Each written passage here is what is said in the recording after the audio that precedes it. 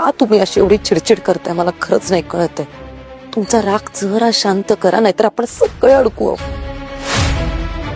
तुम्हाला आई हवी ना तुमच्या समोर. पूर्वाने घेतली मालिनीला परत घरी आणायची जबाबदारी. इन्स्पेक्टर मंजू या मालिकेमध्ये पूर्वाने घेतली जबाबदारी की मालिनीला परत कसं घरी आणणार.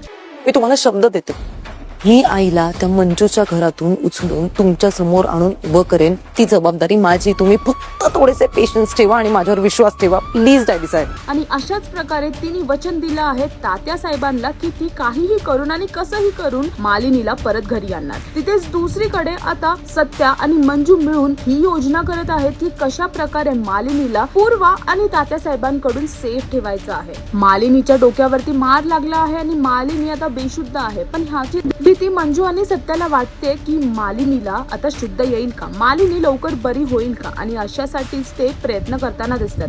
आता बघायचं हे आहे की इन्स्पेक्टर मंजू या मालिकेमध्ये पुढे काय घडून येईल. पूर्वा आपलं वचन पूर्ण करू शकेल की नाही हे पाहण्यासाठी तुम्हाला मालिका पाहावी लागेल. आणि अजून अशी लेटेस्ट अपडेट जाणून घेण्यासाठी टेलीचक्कर ला सबस्क्राईब करायला विसरू नका.